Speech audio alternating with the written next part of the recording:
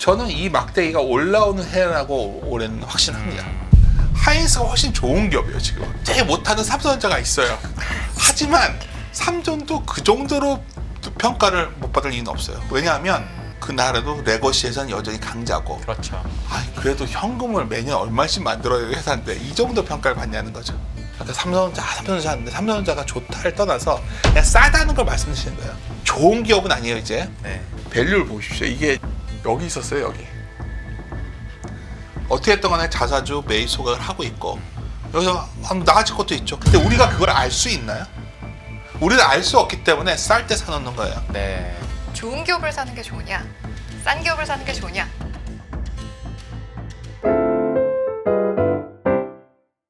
오늘 일부 함께 해주실 분, 반가운 분 함께 해주십니다. 윤지호 전 LS증권 전문인과 함께합니다. 어서 오세요.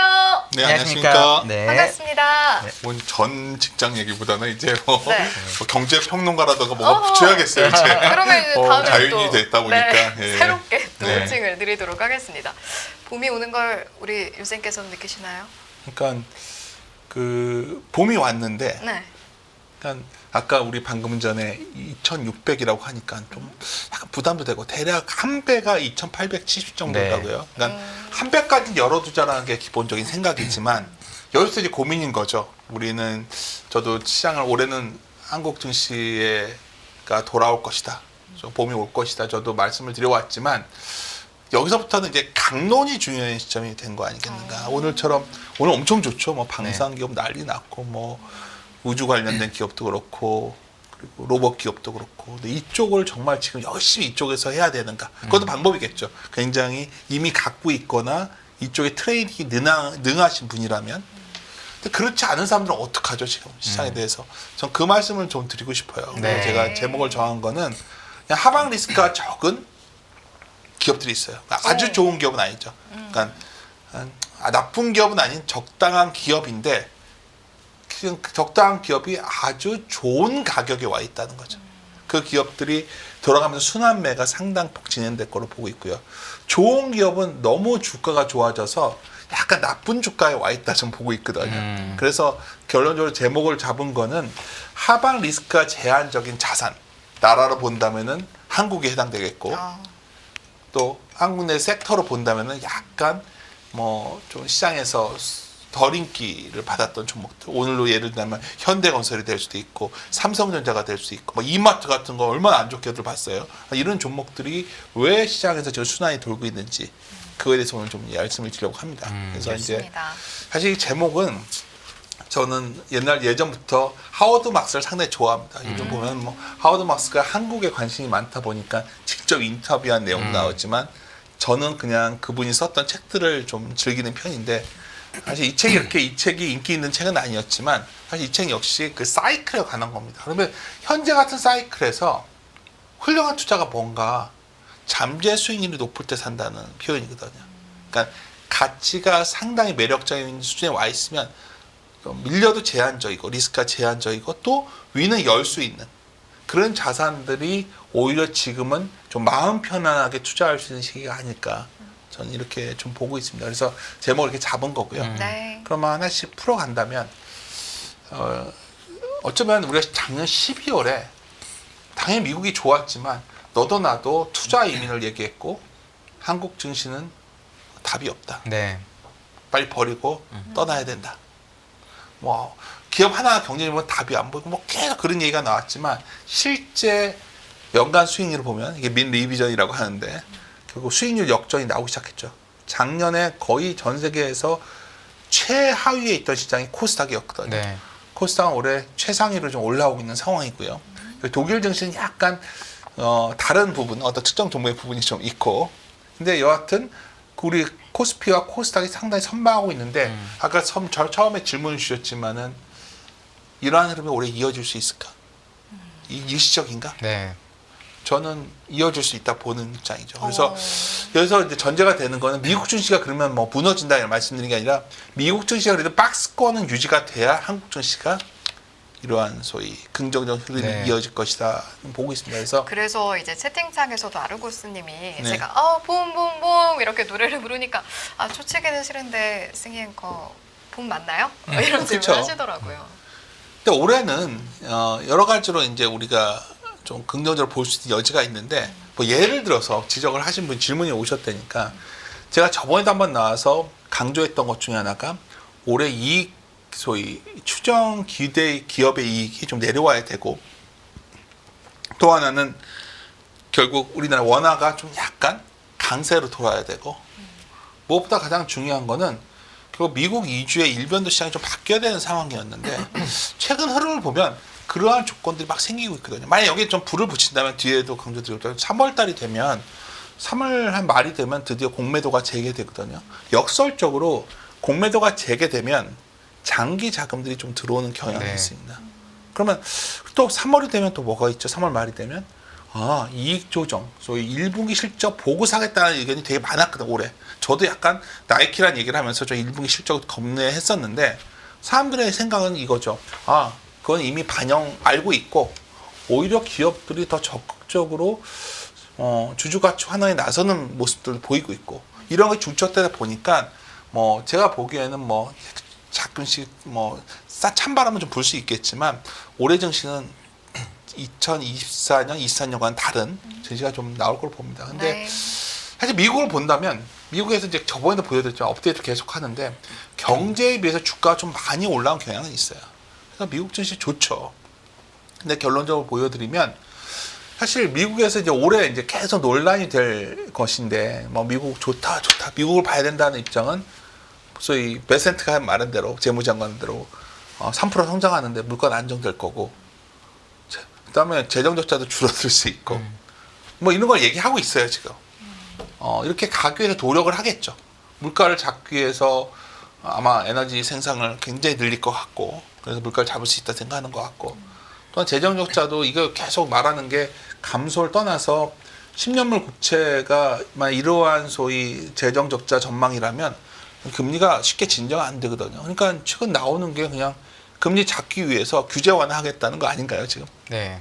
제가 보기에는 그것까지 가겠다는 거고 역설적으로 그렇게 하겠다는 건 또 미국이 어떻게든 간에 물건을 더 갖다 팔기 위해서 뭐 약간 닉슨 시대를 연상하시면 되는데 71년에 관세로 협박한 다음에 결국 타국의 환율을 갖다 강세로 유도하는 이런 흐름도 나올 수가 있는 거죠. 여러 가지 매크로 조합들이 미국 일변도의 시장으로 가기에는 약간 지형이 변하고 있는 느낌. 하여튼 저는 미국도 여기서 마냥 치고 나가기에는 트럼프 정책이 너무 마법 같다는 생각은 좀 들어요. 이게 다 될 수 있다면. 근데 여기서 이제 우리가 확인할 수 있는 거는 뭐 말 나온 김에 추가하자면 요 작년에 우리가 1분기에도 걱정했던 게 보편 관세라는 단어가 너무 무서웠었거든요. 네. 뭐 한 의원님도 아시겠지만 우리 금융 역사에서 가장 두려웠던 순간이 스무트할리 관세법이라는 1930년에 후보 대통령 시절의 관세법이었는데 뭐 기억 안 나기 엄청난 거였어요. 원래 이게 뭐 그 뒤에 결국 대공황까지 간 거 아니냐? 대공황이 터지고서 경제가 실제 망가진 거는 그 스무트할리 관세법 이유가 아니겠는가 의견이 있는데 어쨌든 간에 트럼프도 보편 관세를 얘기했기 때문에 상당히 두려워들 했었죠. 네. 근데 하여튼 지금까지 모습은 그 시점보다는 약간 협상 카드로 내놨던 시점 71년에 닉슨 원래 트럼프가 닉슨 되게 좋아합니다. 사적인 자리에서 굉장히 네, 자주 말했는데 닉슨은 달러 무역 적자를 해소하기 위해서 타 국가들에게 환율을 갖다 강제했었거든요. 그때 협상 카드로 관세를 내놨었어요. 약간 그런 걸 기대하고 있는 것 같습니다. 그래서 제가 봤을 때는 관세라는 게 협상 카드라고 본다면 유럽이라던가 미국의 대미국 무역자 큰 미국이라던가 한국 같은 경우에 뭐 괜찮지 않을까 이 생각을 지금 하고 있는 것 같아요. 그래서 그러면 결국은 또 환율이 예를 들어 71년에 이제 미국이 금태한 맞아요. 정지를 하면서 달러가 아주 약세로 많이 갔고 그러는 바람에 이제 사실 오일 쇼크도 오고 물론 전쟁도 있긴 했지만 물론 그건 좀 이따 얘기긴 하지만 그런 정도의 약간 인위적인 달러 약세까지 유도한다고 보시는 건가요? 그러니까 역사는 라임은 있지만 똑같이 반복되지 그렇죠, 변주가 않는다는 있다고 그 하죠. 우리 월가의 격언이잖아요. 그러니까 저는 근데 똑같진 않겠지만 비슷한 정책을 가고 있는 느낌을 받고 있어요. 최근에 어쨌든 간에 미국이 나가는 정책은 고립주의라는 미국의 전통으로 가는 거거든요. 고립주의는 미국 우선주의와 연결되는 거고 거기는 결국 나는 이 정도의 경제 기반이 있기 때문에 다른 나라들은 우리의 의견에 종속돼야 돼. 그래서 사실 닉슨이 그때 금태한 정지했을 때 그때 슬쩍 관세를 넣었었거든요. 10% 일관 이상을. 다 난리 났었어요. 그 당시 그 교과서를 보면 뭐 일본이고 독일이고 뭔 소리 하는 거냐. 우리 가만 안 있겠다 했지만 결국 다 손들었지 않습니까? 네. 그러니까 저는 근데 이건 다른 말로 하면 뭐 그러한 독 같지는 않겠죠. 그때 우리 경험으로 본다면 결국 세계 경제가 그 이후에 말씀하신 것처럼 서로의 어떤 갈등이 커지면서 전쟁이 났었고 최근 방산주가 흐르는 배경이기도 하고 또 하나는 말씀하신 대로 오일 쇼크가 났었는데 그때에 비하는 좀 다른 경로로 갈 거로 봐요. 근데 네. 그렇지만 비슷한 라임이 뭐냐면 달러의 초강세는 진정되지 않을까. 네. 그거는 왜 중요하냐면 달러가 여기서 강세가 좀 멈추면 드디어 원화가 약간 안정된다는 의미가 되고 원화 자산을 사고자 하는 자본들이 좀 늘어날 여지가 있다는 거죠. 원화 약세의 바닥을 봤으니까 그쵸. 여기서 원화 자산을 사도 환에서 물리진 않는다 뭐 이런 느낌인 건가요? 한국의 매크로 펀드들이 한국 증시 들어올 때 과거 데이터들 보면 제가 이제 요새 데이터도 직접 좀 보는데 그냥 가장 상환도가 높은 자산을 본다면 결국 환이었어요. 제가 봤을 때. 우리가 밸류에이션 높다고 들어온 것도 아니고 뭐 이건 아니고 그냥 환을 보는데 계속 강조드리지만 공교롭게도 올해 3월이면 공매도가 재개된다. 그럼 이게 이 조합을 갖고 우리가 추론을 해본다면 결국 좀 들어오지 않을까. 거기다가 아까 제가 슬쩍 넘어갔지만 아니 트럼프 정부는 분명히 그 금융규제 완화를 할 것 같아요. 이게 나중에 어떤 파국이 올지 모르겠지만 금융규제 완화를 안 하면 10년 금리를 잡을 수가 없을 것 같아요. 제 생각에는. 금융기관들한테 너희들 더 위험 더 부담해 이거 하는 거 아닐까요? 이런 것들을 종합해 본다면 결국 저는 금리를 낮추고 물가를 안정시키는 시도도 달러 강세를 좀 주춤하게 만드는 시간이 올 수 있다 보고 있어요. 그래서 그냥 결론적으로 말씀드리면 미국 증시가 좋대. 여기서 미국 증시 뭐 안 된다 얘기할 건 아닌데 그냥 박스권에 갇힌 느낌입니다. 네. 여기 보시면 미국의 성장률 전망은 이렇게 좋고 금리도 이런데 지수는 계속 가만히 있어요. 제가 보기에는. 그렇게 본다면 다른 대안을 찾고 있는 것 같지 않을까. 미국 증시를 보더라도 상당히 다른 대안을 찾는 분위기가 제가 좀 보이고요. 그다음에 과도한 쏠림은 아까 좀 해결돼야 될 것 같고. 그랬을 때 약간 강론으로 들어갔을 때 결국 이번에 뭐 여러 가지 논란의 핵심은 이 과도한 KPX 투자가 기업의 득인가 실인가 이 논쟁이 이미 벌어졌잖아요.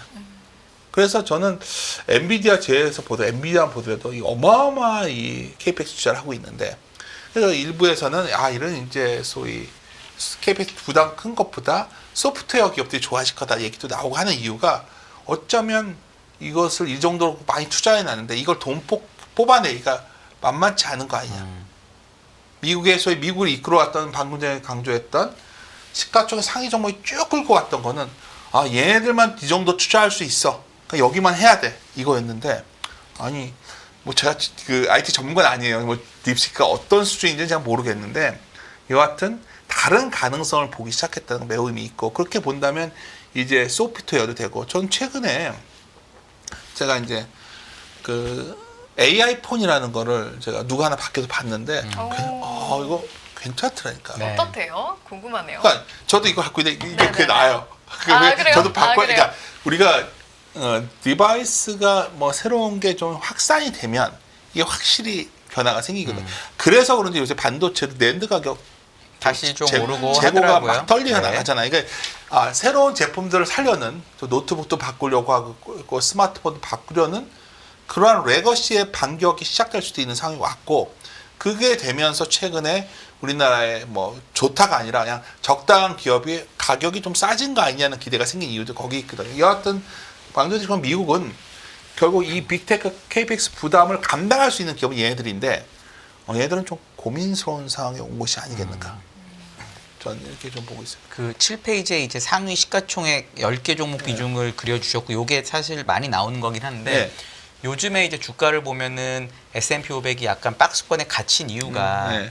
이 상위 10개 종목의 수익률이 생각보다 아주 좋진 않아요. 맞아요. 그 밑에 있는 것들이 훨씬 더 좋고 이런 메타를 제외하고는 상위 종목들의 주가가 좋지 않은데 만약 이거 너무 단기고 분위기가 바뀔 것 같아서 바뀔 수도 있을 것 같아서 여쭤보는데 다음 주 목요일에 엔비디아가 실적 발표를 하거든요. 근데 사람들은 다 엔비디아 추정치를 보면 내려가고 있는데 그냥 엔비디아가 나와가지고 그런 거 없고 여전히 우리의 이 AI 모멘텀이 너무 세다. 그러면 지금은 앞에 10종목이 안 올랐는데 장이 버티면 앞에 10종목이 오르면 장이 다시 가는 걸 수도 있잖아요. 엔비디아가 실적 발표할 때마다 시장은 다시 올라갔어요. 여태까지 계속 기대보다 잘 나왔으니까. 맞습니다. 네. 지금도 그걸 기대하고 있는데 저는 여기서 무슨 밸류를 말하는 건 없겠지만 이 상위 10종목을 보면 밸류도 그렇게 비싸지 않아요, 엔비디아가. 30배, 40배 사이에서 왔다 그렇죠. 갔다 하는 것 같더라고요. 테슬라만 비싸요. 네, 테슬라는 죄송하지만 테슬라는 너무 비싸요. 네. 지금도. 근데 이렇게 본다면 엔비디아를 통해서 미국 주식이 한번 다시 상당히 열 수도 있다 의견이 있겠지만 전 그럼에도 불구하고 미국은 여러 가지로 좀 돈이 많이 쏠려 들어와 있는 상황이었다고 보고 있어요.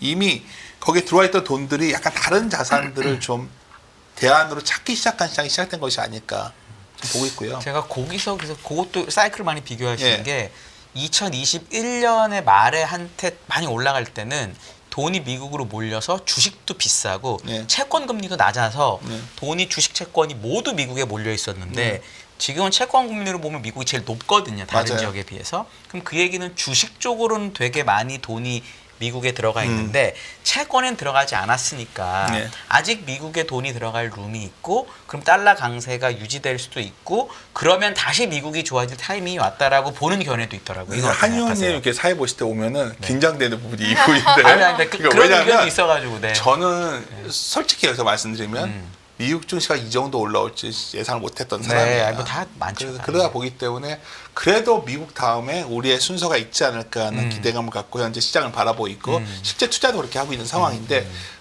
방금 던져준 질문은 우리 같이 고민할 주제죠. 그리고 여기서 미국이 다시 치고 나간다. 한국 증시가 그럼 주춤해지겠죠. 달러가 여기서 강세가 진정되지 않는다면 그러면 이거는 아마 글로벌 자본이 그래도 미국을 선택할 확률이 높습니다. 전 세계 가장 안전한 자산이고 어떻게 보면 뭐 여러 가지 가능성 있죠. 미국이 결국은 수많은 기업들이 만들어지고 또 그 기업이 작동되면서 미국 경제만의 소위 고립주의가 성공할 것이냐. 그럼 네. 그때 역사를 소환해 보자는 거예요. 그러니까 이랬을 때 이제 미국이 그 정도 강했을 때가 언제냐? 뭐 역사로 본다 굳이 같진 않아요. 이게. 근데 우리가 RCA라는 회사가 있어요. 네, TV. 그죠? 라디오. 네, TV. 우리가 1920년대 미국은 거의 그때 정강기 시대라고 하는데 거의 독보적이었어요. 네. 1차 세계대전이 끝나고 유럽은 다 망해갔는데 미국은 그때 채무국에서 채권국이 되면서 기술 혁신이 거기서 다 나왔거든요. 그 20년대에 미국은 끝없이 미국 증시가 올라갑니다. 29년인가 아마 상투 쳤을 거예요. 네. 대공황이.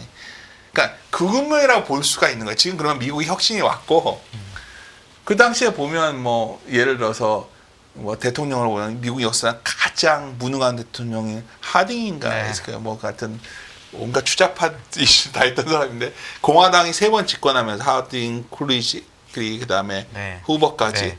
그 기간에 결국 미국은 엄청 호황이 왔지만 그 혁신도 나왔지만 미국만의 독주라다 와장창 망가졌다는 그렇죠. 거거든요. 그걸로 가는 거냐는 거예요 지금. 그러니까 만약 그렇게 본다면 그런 시각이 있어. 그럼 미국만의 호황은 그 위대한 개츠비 소설 아시죠? 알죠, 알죠. 그때예요. 1925년에 나온 책이에요. 그 미국은 그 당시에는 뭐 어디 있었다. 그때 광란이 20년대라고 광란. 불렀으니까요. 그래서 우리 네. 그 부동산 폰지 사기꾼들. 네. 폰지 사기도 그때 난 거예요. 그러니까 미국은 엄청나게 그때 자본이 몰리면서 근데 그런 상황이 될 수도 있겠다는 그럴 만한 전제 조건이 있다면 이런 상황이 벌어지면 미국에서 혁신이 나왔고요. 그때 무슨 혁신이냐면 그 경제사에서 굉장히 중요한 것 중에 하나가 그 당시에 뭐죠? 뭐 테일러 뭐죠? 공장을 뭐 이렇게 자동차 그리고 그때 이제 철도 맞아요. 포드 기업들이 자동차, 예, 네. 그런 게 엄청나게 그러니까. 밸류를 많이 받고 그랬었죠. 어마어마하게 그 당시에 미국은 혁신이 왔어요. 그럼 지금 애플이랑 뭔 차이가? 라디오가 보급돼서 RCA라는 회사 주가가 뭐 끝없이 올라가고 그런 시대예요. 그러니까 만약에 비교한다 미국의 고립주의로 갔을 때 미국만의 호황이 와서 미국만 끝까지 간다는 시나리오도 가능한 거죠. 그 논리로 간다면.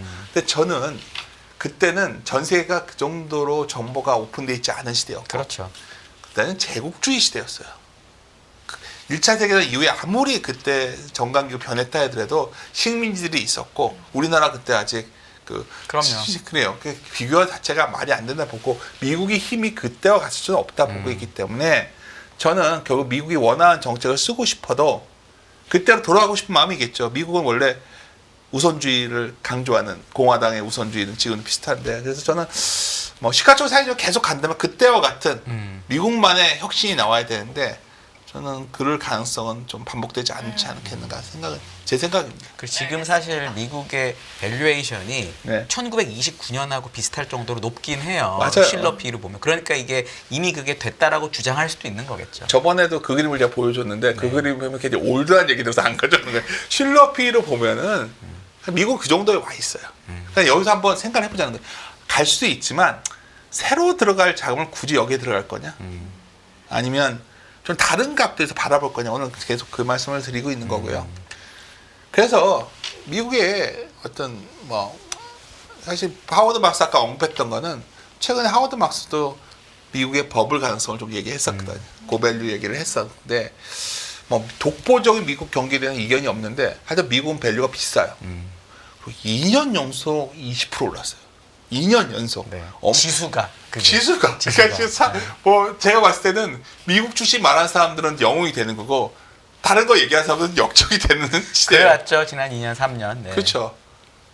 그러니까 저는 기저효과라는 게 있고 아까 슐러피를 잠깐 말씀드렸는데 이게 CAP라는 게 결국 비슷한 거죠. 그렇죠. 네. 그거예요. 그걸로 보면 작년 말에 37.9%예요.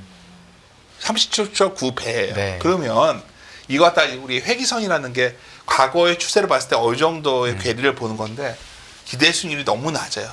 이걸로 본다. 그래서 저는 미국의 투자에 관심을 늘릴 시점이 왔다고 보고 있는 거 올해 계속. 이거 그래서 아까 우리가 봄이란 얘기를 했죠. 봄인지 아닌지 모르겠지만 네. 이것도 미국도 상당히 부담스럽다는 생각을 갖고 있고요. 그러면 미국 얘기도 다 좋고 중국도 좋고 다 좋은데 한국 증시 상황 좀 보자고. 이게 정말 이 그림 그려놓고 깜짝 놀랐어요 제가. 왜냐하면 최근 4년간 전 세계 멀티플이 이 정도로 빠진 나라는 한국밖에 없어요. 코스피가. 유동성이 풀리는데 밸류에이션이 빠진 거죠. 정말 이거는 그러니까 뭐 한국이 정말 뭐 IMF 가는 것도 아니고 그러니까요. 이렇게 된 이유는 결국 대형주들이 상당히 딥밸류에 빠져 있는 것이 아니겠는가 생각을 할 수가 있고 저는 이 막대기가 올라오는 해라고 올해는 확신합니다. 이거는 비정상이니까. 웬만해서 확신이라는 표현을 잘 안 그러니까 쓰실 제가 텐데. 네. 뭐 시장에 있으면서 배운 거 하나가 딱 있어요. 그러니까 뭐 여러 가지 얘기했지만 하방이 제한적일 때 돈이 가장 많이 벌렸어요. 네. 그거는 한국 증시에서 예외 없는 법칙이었어요. 그래서 뭐 좋은 표현은 불황의 끝에서 온갖 얘기를 하고 있지만 그냥 밸류가 어느 정도 확보되었을 때는 추가 하락이 있어서 제한적이라는 거죠. 예를 들어서 이번에 삼성전자가 순간적으로 PBR로 0.82배를 갔었거든요. 49,900원을 갔었죠. 0.82배요. 한승연이라고 얘기할 얼마나 놀라운 숫자냐면요. 이게 삼성전자가 그래서 한 배 정도면 사야 되는 가격이었어요. 그럼 지금 올라와서 0.9배예요. 한 배만 가도 6만 한 200원 되더라고요. 원래는 보통은 한 배가 출발점이었어요. 네. 경기 사이클이 돌았으면 그게 딥밸류라는 거예요. 한 배가 적절한 가격인데 쌀 때 물론 상황이 안 좋아졌다 치더라도 0.82배를 갔다는 건 전자가 그래서 우리나라가 밸류가 이렇게 된 거 아닌가 싶어요. 이것만 그랬을까요? 아까 이마트도 그랬고 현대차 현대차 그래도 주가 어느 정도 맞았고 최근에 많이 빠져서 이제 다시 슬퍼졌습니다. 좀 약간. 그러니까 제가 얼마 전에 요새 이제 자율이 됐으니까 이렇게 돌려봐요. 네. 살 네. 것들. 그러니까 제가 아까 대화방 보여줬지만 제 친구들한테 애들이 고민들 하는 친구들한테 그래요. 살 게 이렇게 많은데 그렇지. 뭘 고민하냐는 거야. 그 리스트 보고 싶어요. 아니, 아주 뻔한 종목이에요. 뭐 현대건설도 오늘 좀 올라왔지만 이거를 오늘 올라올 때 사는 사람이 있을 거고 그냥 살 때 그렇죠. 화학주에서도 예를 들어 롯데정밀 같은 것도 싸거든요. 이게 좋다가 아니라 그냥 종목이 꽤 많다는 거죠. 해볼 만한 것들. 근데 우리는 지금 여기서 계속 어떤 매일매일 변동성이 커지는 테마에만 주목을 하고 있는데 시장 밑바닥에서 올라오는 종목들이 꽤 있다는 거예요. 그 이유는 밸류 할인이 너무 깊기 때문이 아닐까.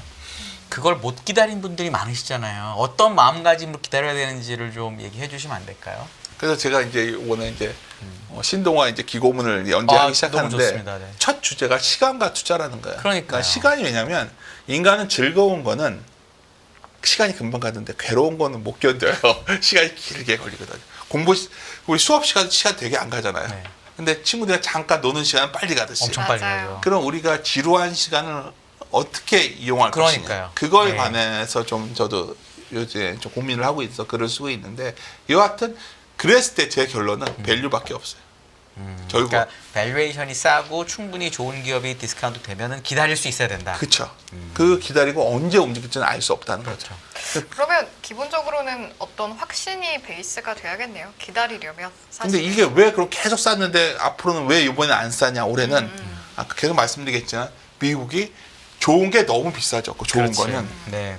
나쁜 건 하면 안 되죠. 싸졌어도 나쁜 건 하면 나쁜 기업은 하면 안 되는데 그냥 그런 기업이 너무 싸져 있단 말이에요. 네. 아니, 그러니까 누구나 알듯이 하이닉스가 훨씬 좋은 기업이에요 지금은. 그렇죠. 잘하고 있죠. 되게 못하는 삼성전자가 있어요. 하지만 삼전도 그 정도로 평가를 못 받을 이유는 없어요. 왜냐하면 그 나라도 레거시에서는 여전히 강자고 그렇죠. 그래도 현금을 매년 얼마씩 만들어야 되는 회사인데 이 정도 평가를 받냐는 거죠. 그렇게 한번 생각을 약간 바꿔보시면 되는데 이 어떤 밸류아이 너무 깊고 시장 전체를 봐도 사실 이거는 뭐 항상 정답은 아니지만 2019년 이후에는 0.9배 밑은 무조건 사면 먹었어요. 지금까지 뭐 핫핸드에 오르라고 이전에 맞았으니까 다음에 맞는다는 보장은 없지만 여하튼 이번에도 0.9배 밑에서 사면 됐던 거고 네. 시장이 여기서 돌아선다면 한 배 이상은 갈 것이다. 한 배만 가준다면 2,870 정도는 열어둘 수 있지 않겠는가. 이게 저는 기본적인 생각입니다. 그럼 여기서 이제 좀 강론 들어갈게요. 아까 삼성전자 하는데 삼성전자가 좋다를 떠나서 그냥 싸다는 걸 말씀드리는 거예요. 그러니까 좋은 기업은 아니에요 이제. 네. 네. 그냥 그래도 그냥 괜찮은 어느 정도 되는 기업인데 밸류를 보십시오. 이게 그러니까 뭘 데이터를 좀 보는 사람 입장에서는 야 이건 뭐 여기 있었어요 여기. 이게 저도 2차 자전 PT를 미리 다 보고 왔는데 네. 이걸 보면서 느낀 게 그러니까 여기서 올라오려고 하잖아요. 네. 근데 모든 주식이 저항과 지지가 있는데 네. 원래 저항선인 1배를 깨고 내려왔으니까 네. 이제는 1배가 저항선으로 바뀔 수 있다라는 걱정이 사실은 있거든요. 그래서 상단을 6만 원 다 얘기하죠. 근데 오늘 좀 올라서 57,000원까지 오면 룸이 적어졌거든요. 근데 그렇게 보면. 룸을 한번 이렇게 생각해보자. 오늘 동일한 질문을 제가 또 저는 전자를 좀 들고 있기 때문에 네. 뭐 이런 네. 말 해도 이제 문제 없죠. 저 잘 당연히. 보시기 때문에 당연히. 근데 이제 저한테 와 굳이 전자 같은 거 형 왜? 그러면 내가 했던 말이 있어요. 네. 그러니까 예금보단 낫죠. 그렇죠. 배당이야 뭐 꼬박꼬박 아니 주니까. 예금에 늘 돈 있으면 이거 사놓는 게 나은 거죠 지금은. 배당 수익률 3%가 나오고 맞습니다. 어떻게 했던 간에 자사주 매입 소각을 하고 있고 여기서 나아질 것도 있죠. 어느 날 갑자기 뭐 이재용 회장이 전면에 나선다 볼 수도 있고 또 하나 뭐가 있을까요? 있는 돈 갖고 뭔가 보여줘야 되면 HBM을 갑자기 뭐 뭐 여러 가지. 그러면 어떻게 할 거죠? 그럼 밸류를 위를 열 수가 있지 않을까요? 그렇겠죠. 근데 우리가 그걸 알 수 있나요? 우리는 알 수 없기 때문에 쌀 때 사놓는 거예요. 네. 쌀 때 사놨는데 그런 게 자그만, 그러니까 지금까지는 어떤 호재도 안 먹기 때문에 자그마한 호재도 긍정적 반응이 좀 쌓여간다면 거기다가 이제 계속 강조드리지만 결국 외국인들이 미국의 시장을 바라봤을 때 산다. 전 세계 기업을 딱 순서를 놓고 보면 살만한 기업이 그렇게 가지 많지 않아요. 그러면 제가 이 시점에 네. 이런 질문 어떨지 모르겠는데 좀 원초적인 질문인데 네, 원초적인 근데 겁나는데요. 삼성이 좋은 기업인지는 이제 잘 모르겠다. 근데 싼 기업은 맞는 것 같다. 그러면 이제 선생님께서 보실 때는 요즘 같은 때는 좋은 기업을 사는 게 좋으냐, 싼 기업을 사는 게 좋으냐? 아 뭐가 질문 좋다고 진짜 보세요? 원초적이고 핵심이네요. 그러니까 원초적인 핵심이에요. 네, 너무 좋네. 그러니까 항상 좋은 기업이 좋은 주가에 왔을 때 사는 게 최적이에요.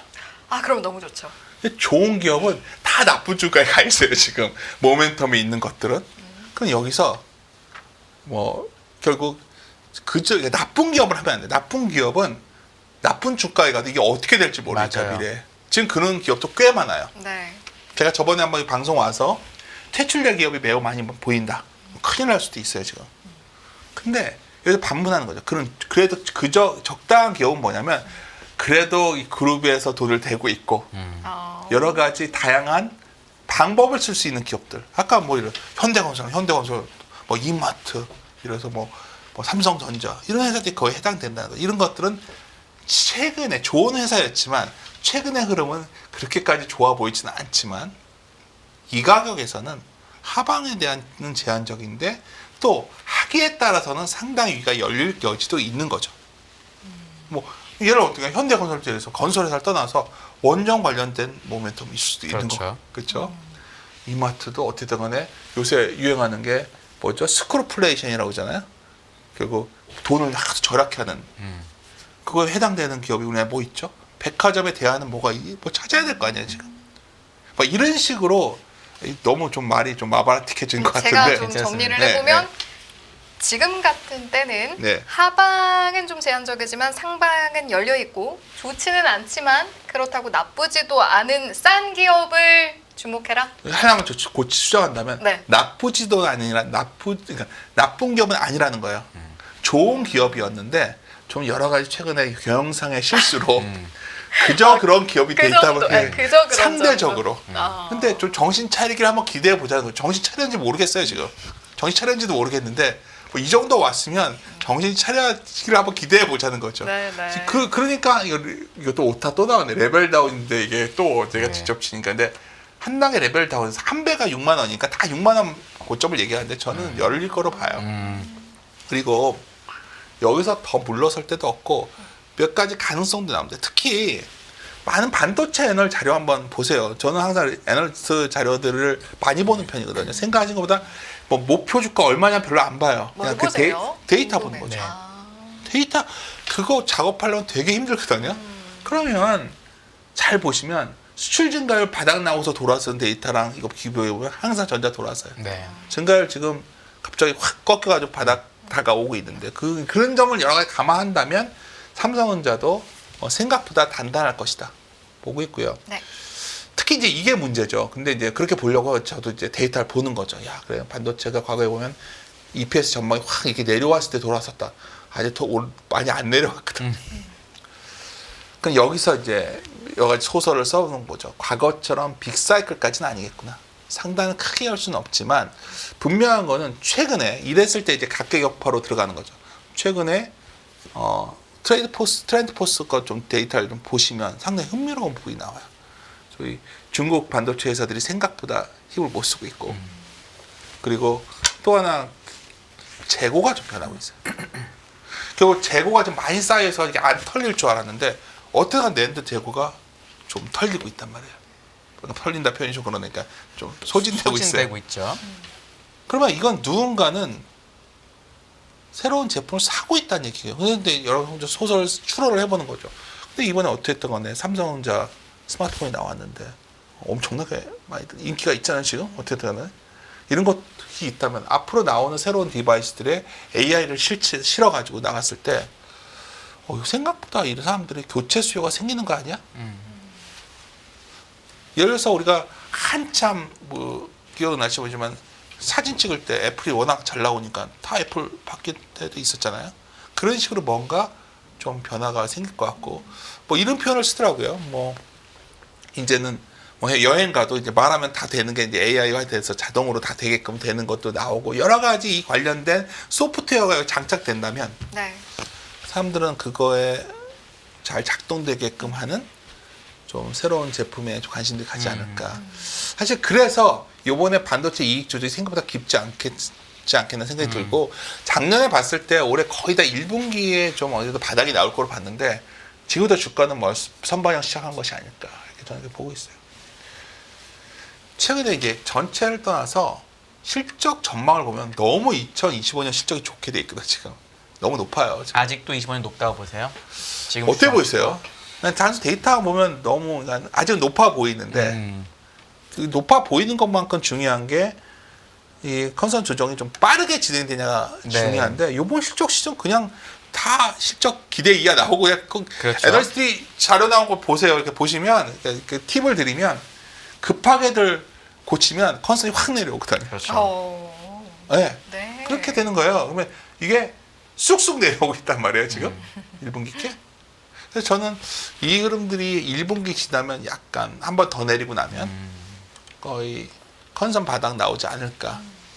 그래서 이 부분도 좀 빨라지는 느낌이에요. 그러니까 4분기 실적 딱 들여다보면 핵심은 그러니까 실망한 기업이 너무 많아요. 원래 4분기는 우리나라는 뭐 4분기에 이거저거 다 반영시켜서 뭐 이런 경향도 있지만 그거보다 더 심한 것 같아요. 그러다 보니까 기업 보다 보면 이런 것들도 많이 보여요. 팁을 드리면 기업들이 최근에 약간 주주 가치에 대해서 주주 요구들이 들어가니까 실적을 그냥 망가뜨리더라고요. 좀 컨설보다.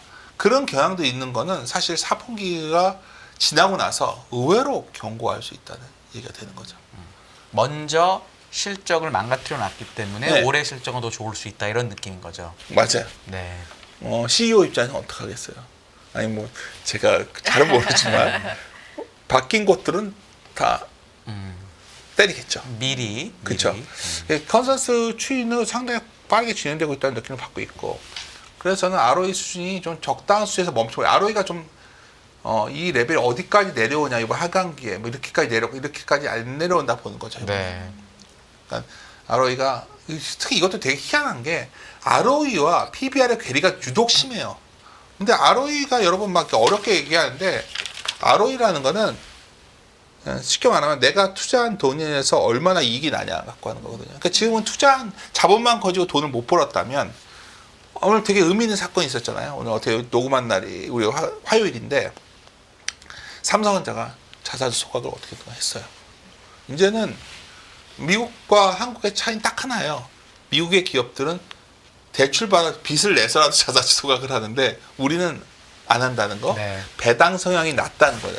근데 지금 우리나라가 최근에 배당 성향을 이제 올리려는 기업들이 나오고 있고, 자사주 소각이 나온 다음에 ROE도 이런 주주 환원 사이클과 연동되면서 좀 빠르게 진정되지 않을까 이 생각도 갖고 있어요.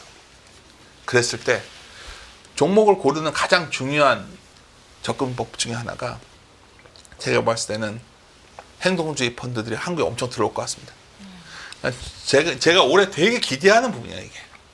그러니까 뭐 얼마 전에 이제 뭐 코웨이도 그런 말 나오고, 뭐 한국단자도 그런 말 나오고, 거의 다 행동주의 펀드들이 나오는데, 기억해 보시면 알겠지만 한국 증시는 국내 시장이 될 때 항상 어떤 스타일의 펀드들이 매우 유행을 하는 시기가 있어요. 그러니까 지금이 이런 행동주의 펀드들이 굉장히 유행하는 시기가 온 것이 아니겠는가. 그래서 이 부분도 상당히 긍정적으로 보는 거고, 그랬을 때 외국인들이 만약 3월 30일부터 공매도 재개되면, 외국인 비중 보시면 공매도 기간에는 재개되기 전에는 많이 안 들어와요. 저는 이것도 분명히 기대 요인이 될 거라 봅니다. 제가 여기 그래서 이 행동주의를 보다가 여쭤보고 싶었던 게, 네. 또 행동주의 펀드가 대상이 되는 종목을 고르고 예를 들어 저도 고려안을 미리 고르고 싶잖아요, 누구나. 네. 근데 그 기준을 예를 들어 지분율이 얼마인 회사를 골라야 되는 거냐, 아니면 이렇게 동업한 회사를 골라야 되는 거냐, 뭐 아니면 시총이 너무 뭐 여러 가지 조건이 있는데, 그냥 실용적으로 봤을 때 어떤 조건을 갖춘 회사들이 대상이 될까요? 얼마 전에 보니까 모 증권에서 그런 걸 여러 가지 조건을 해서 했는데 쉽지 않다 보고요. 그냥 저는 소위 배당 펀드나 액티브 펀드 매니저들이 다 행동주의화 될 것 같아요. 자가 사놓고 계속 요구한다. 네. 그거 말씀드린 거예요. 그러니까 우리나라 액티브 매니저들이 지금 현재 이런 패시브가 압도하는 상황에서 방법을 찾아야 되는데, 결국 이게 답안이 될 거라고 봅니다, 저는. 그래서 행동주의 각 펀드들이 그런 소위 주주 서한까지는 아니지만 이런 의견을 제시하거나 그런 기업들이 나왔을 때는 그때 모멘텀에 올라타는 전략, 오히려 그게 더 낫지 않을까. 뭐 경영권 분쟁까지는 안 가더라도, 그렇죠. 뭐 돈을 이렇게 쌓아놓고 있는 기업이 그렇죠. 계속 안 주고 있는데, 이러고 있어. 밸류가 너무 싼데 주주 가치를 너무 환원을 안 해주면 뭐 요구를 할 거 아니에요. 내가 얼마 샀으면. 그랬을 때 그런 것을 일회성으로 안 끝날 거라는 거죠, 이제는. 그래서 외국인이 좀 사 들어올 거로 보고, 아까 말했지만 환 조건을 봐도 외국인들이 살 수 있다 보고 있습니다. 근데 이제 걱정 요인 하나 말씀드리면, 제가 올해 딱 하나 보는 게 이거예요. 네. 야, 이러다가 또 나 일본이 이거 금리 계속 올릴 것 같거든요. 이번에도 4분기 GDP가 꽤 잘 나왔더라고요. 그러니까 일본이 이게 바뀌어버린 것 같아요. 그러면 계속 걱정되는 거는, 이게 사실 제일 상관도 높은 것 중에 하나, 토픽스와 엔달러 보면 거의 비슷하게 가거든요. 엔화가 여기서 확 강해져 버리면 뭐 그런 시나리오는 약간 우리가 경계는 해야 될 것 같아요. 네. 그러니까 이걸 왜 보여드리냐면, 엔달러 놓고 보시라는 거예요. 그냥 매일매일 일본 증시 어떠냐를 좀 보시면, 일본 증시가 미국 증시 외에 일본 증시가 뭔가 추가적으로 좀 강하게 흔들린다면, 이거는 펀드멘탈 이슈가 아니라 유동성 이슈가 생기는 거기 때문에 약간 이거는 고민이 된다. 우려요인 좀 하나 말씀드리고, 우리 증시는 외국인 준비율이 돌아서고 수출 증가율이 바닥치고 돌아서면 아까 말했던 봄에서 여름으로 가는 그 길목일 수가 있다. 이 두 가지 데이터가 가장 의미 있을 것 같아요. 네. 그랬을 때 환율은 또 그러니까 우리가 볼 수 있는 데이터 중에서 즉각 확인할 수 있는 데이터를 갖고 있다는 게 매우 중요하거든요. 환율이 이게 해당돼요. 그럼 원화가 어느 날 봤더니 혹시 만약 원화가 어느 날 1,400원이 깨진다. 그럼 지수는 상당히 올라 있지 않을까. 그렇겠죠. 상당히 올라 있을 것이다. 이렇게 보고 있습니다. 제가 수출 증가율 요 데이터 보고도 여쭤보고 싶었던 게 네. 우리나라는 수출 증가율이 이렇게 한번 빠지기 시작하면 네. 여기 그림에 있는 18년이나 네. 여기 19년이나 뭐 22년처럼 마이너스 10%까지 YOY를 한번 갔다 오는 경향이 있는데 네. 이제 0이잖아요. 네, 그러면 맞아요. 요 남은 구간이 괴로울 수 있다라는 걱정도 하는 분들도 있거든요. 이 얘기를 많이 하시죠. 네. 18년은 트럼프 시대였고 또 거기다 이거 대입해 보면 이거 어떡하지 걱정하는데 사실 1월에 여러 가지 그 조업 일수가 어떻게 하냐면 1월에 상당히 내려와 있을 것 같다는 생각이 네, 들어요. 네. 그래서 1, 2월이 모르겠어요. 이 부분도 아까 ROE랑 좀 비슷한 경향인데 약간 과거에 비해 데이터가 약간 어긋나는 영역들이 최근에 좀 있는데 그래도 수출 증가율도 어떻게 했던 간에 마이너스권에 들어가기 시작한 것이 아닐까. 그러면 그 마이너스권이 들어가는 걸 이미 시장은 반영했다? 이렇게 그렇죠. 보시나요? 일단 지금 아까 ROE도 ROE를 어떻게 설명해요? ROE가 그러니까 지금 주식시장을 설명 못하죠. ROE가 과거 레벨까지 내려와야 된다 말을 하는 순간 한국 주식 보면 안 되겠죠. 네. 수출 증가도 비슷한 상황이에요. 이 둘이. 이게는 괴리도가 컸다는 측면으로 저는 뭐 그럼에도 불구하고 PBR 레벨은 이미 0.9배가 깨졌었으니까. 네. 전 그렇게 해석을 하고 있습니다. 근데 여기서 이제 종목 얘기를 해보려고 하는데 그러면 세계 최근 5년 대비해서 주가 보면 조선기계 너무 올랐단 말이에요. 엄청나죠, 진짜. 저도 뭐 이게 과거에 이랬다 말하는 게 제일 한심한 얘기인데 저도 작년에 계속 조선 얘기만 했었어요. 방산도 뭐 경계 비용 얘기하고 세미나도 다니고 그랬는데 저는 자꾸 여기서 뭔가 가능성을 좀 찾아보려고 하고 있어요, 최근에. 그래서 정말 다 버리고 있는데 요새 뉴스만 보면 다 유통 좀 망한다 하고 있는데 그중에 뭐가 있을까? 반도체에서도 뭐 삼성 같은 거 어떨까? 뭐 소프트웨어도 요새 형편없는데 여기서 뭐 찾을 게 좀 있을까? 뭐 이런 식의 생각을 좀 하고 있습니다. 그러니까 저 오른쪽에 있는 업종 중에 아까 말한 그 기업 기준을 적용시켜가지고 골라내면 그렇죠. 되는 그 중에서 거네요. 좀 그래도 어느 정도 나쁜 기업까지 안 속하는 것들을 좀 찾으려는 시도가 그나마 지금 현재 선택할 수 있고 여기 건설이 있어가지고 건설도 제가 열심히 찾아봤던 거예요. 그래서 아까 오늘 네. 잠깐 종목 반복돼서 말한 종목들이 제 나름 전에는 한 달 전부터 제가 이제 자윤이 됐기 때문에 뭘 투자할까 고민했을 때 여기서 찾아봤어요. 그래서 제일 많이 그 종목을 발견한 업종이 어디였어요? 잘 많이 없죠. 많으면 참 좋은데 생각보다 그저 그런 기업 찾기도 우리나라 그래요? 산업이 그러다 보니 그게 어렵죠. 근데 무조건 핵심은 네. 캐시플로우예요. 왜냐하면 제가 이것도 보면서 자동차가 네. 되게 우리나라가 전기차를 잘하고 있다라고 생각을 하고 사람들이 등수도 3등까지 올라가고 하는데 그러니까 이거는 그저 그런 기업이 아니라 조금 좋은 기업 같기도 한데 주식이 최근에 너무 안 좋으니까 오른쪽에 지금 들어와 있으니까 얘를 어떻게 하는 게 좋을지 고민을 많이 하실 것 저도 같거든요. 되게 욕먹어야 될 내용이 자동차를 좋게 보던 사람이었는데 네.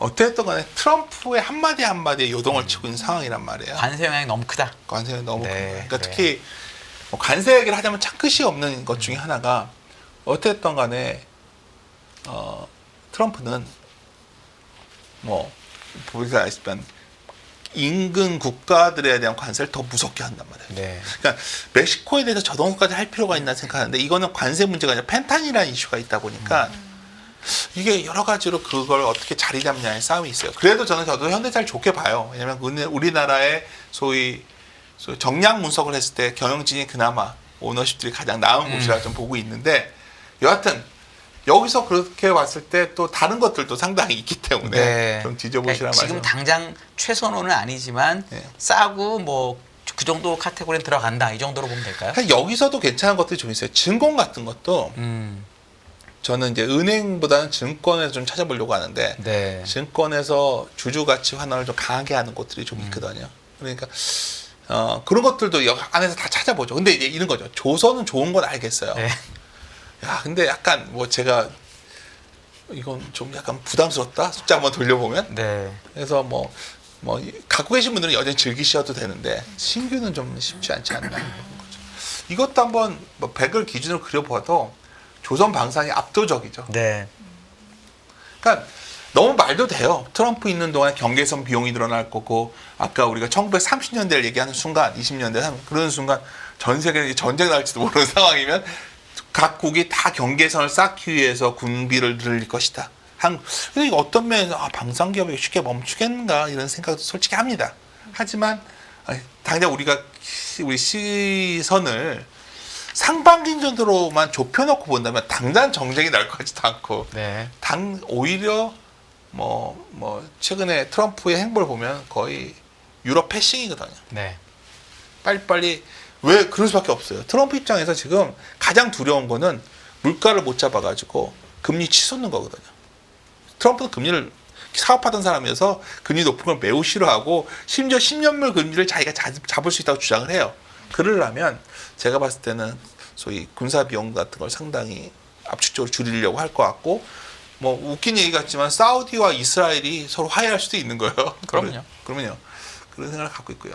그랬을 때 이제 좀 욕을 먹을 수도 있는데 이거는 그 영구채 물량 희석 반영시켰지만 하나오션 보시면 이 정도면 겁나지 않으신가요? 이게 뭐 깃발형 차트랑 비슷한 거예요. 야, 이게 제가 그려놓고서 참 물론 이거 희석을 시켜야 되는 겁니다. 그냥 무슨 말인지 아시죠? 이거 이렇게 희석해서 보면 상당히 부담스럽다는 거예요. 그러니까 제가 조선주를 이렇게 저번에 한번 멀티플을 한번 봤어요. 그러니까 우리가 고퍼에 사서 저퍼에 팔아라는 논리를 할 때 현재 밸류에서 그러면 어느 정도의 저퍼를 앞으로 사이클을 보냐 보면 제가 보기에는 지금 벌써 20배 보고 있는 거예요. 지금 아주 미래 걸 땡겨서 보는 한 거죠. 3년 이상 땡겨오는 네. 것 같아요. 그러니까 좋긴 하지만 뭐 군함을 만드는 것도 오케이. 근데 그 군함을 뭐 예외 조항 한다는데 그것도 모르는 거잖아요 지금. 그 왜 미국에서 정치인들이 어느 날 노하는 순간 또 이럴 수도 있고. 그래서 저는 조선 같은 경우에도 이런 고민이 좀 있다는 생각을 갖고 있고요. 그래서 이건 제가 그냥 혼자서 그려본 건데 이건 제 생각이에요 그냥. 네. 그냥 하이스 좋은 건 알겠는데 삼성전자 더 낫고 당장은 하나오션보다는 현대건설이 나을 것 같다는 생각을 했는데 오늘 조구가 좀 움직여서 고민이 되지만 그래도 상황은 이런 식의 감각으로 좀 해보시라는 거죠. 그러면 좀 기다리면 돌아가면서 반등이 강하게 나오는 종목들이 좀 나오지 않을까 봅니다. 그래서 뭐 좀 과거에 비해서 제가 이제 좀 자유롭게 되다 보니까 종목 얘기도 하고 하는 건데 당연히 아시겠지만 제가 그렇게 공격적인 스타일은 아니고 네. 공격적이지 않은 사람들이 돈을 벌 수 있는 시점이 이럴 때거든요. 그러니까 이럴 때는 막 지나치게 매일매일 변동성을 쫓아다니는 방법도 물론 뛰어난 분들은 가능하겠지만 그렇지 않은 사람들한테도 기회를 주는 시장이 뭐냐면 소위 순환매가 돌면서 하방이 제한적일 때예요. 제가 보기에는 그러한 시장이 1월에 시작됐고 이러한 템포로 좀 진행을 하신다면 아마 남은 1분기, 2분기까지는 그래도 상당히 한국 시증시를 봄에서 한 여름 가기 직전까지 즐길 수 있지 않을까 저렇게 보고 있습니다. 일단 근데 상반기까지네요. 올해 네. 좋게 봅니다. 올해 좋게 보는데 워낙 지금 뭐 2,600도 사들 굉장히 사람들이 두려워하거든요. 지금. 근데 저는 한 배는 가질 거로 봐요. 한 배는 2,870이에요. 근데 여기서 또 우리가 참고해야 되는 게 올해 말이 되면 자본 총계는 또 늘어납니다.